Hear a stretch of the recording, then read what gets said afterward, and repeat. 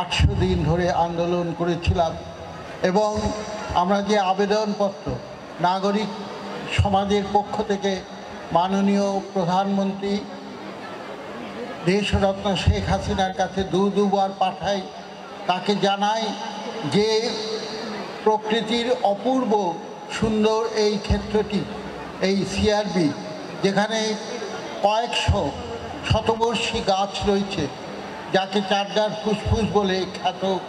আপনারা জানেন যে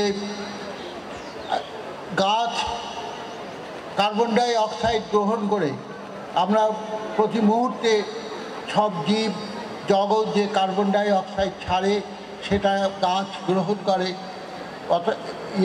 বড় বড় বৃক্ষ তারা গ্রহণ করে এবং তারা যে অক্সিজেনটি ছাড়ে সেটি আমরা গ্রহণ করি।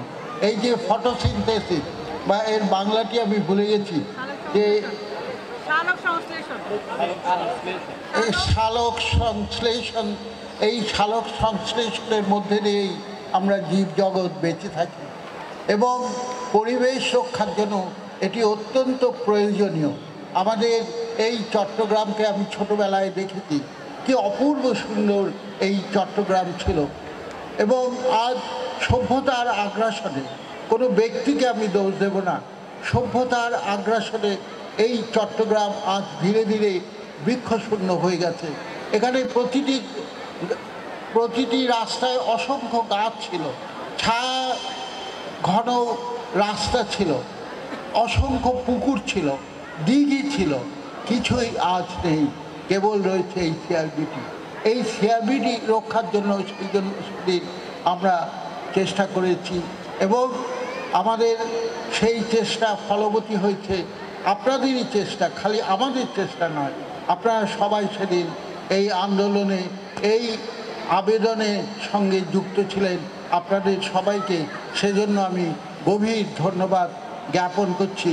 আমি আশা করব যে প্রজন্ম থেকে প্রজন্মান্তর এই চট্টগ্রাম একটি সুন্দর নগরী। এই চট্টগ্রামেই রয়েছে সমুদ্র, এই চট্টগ্রামেই রয়েছে পর্বত, এই চট্টগ্রামেই রয়েছে নদী, বিশ্বে একসঙ্গে রয়েছে হ্রদ, বিশাল হ্রদ। এই একসঙ্গে এত কিছুর সমাহার খুব কমই আছে। কবি ওয়ার্ডসওয়ার্থ বলেছিলেন, two voices are there, one is of the sea, one of the mountain, each a mighty one.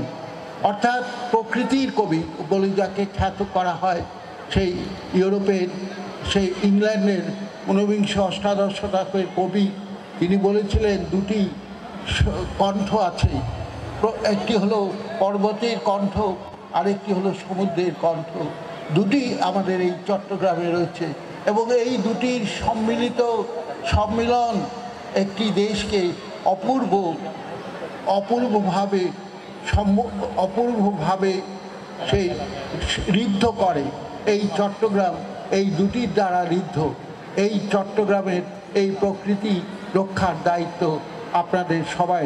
ভবিষ্যতে যদি কোনো দিন এই চট্টগ্রামের প্রকৃতির বিরুদ্ধে, এই সিআরবির বিরুদ্ধে, চট্টগ্রামের অন্যান্য প্রাকৃতিক সৌন্দর্যের বিরুদ্ধে, প্রকৃতির সমৃদ্ধতার বিরুদ্ধে আগ্রাসন আসে, তাহলে আপনারা সবাই সমবেতভাবে তা রুখে দাঁড়াবেন। এই বলে আমি আপনাদের সবাইকে আমার নববর্ষের শুভেচ্ছা জানিয়ে আমার বক্তব্য এখানেই শেষ করছি। আমি শেষ করব, তবে তার আগে আমাদের মঞ্চে যারা উপস্থিত আছেন আমি তাদেরকে একটু কৃতজ্ঞতা জানাই, কারণ তারা এই আন্দোলন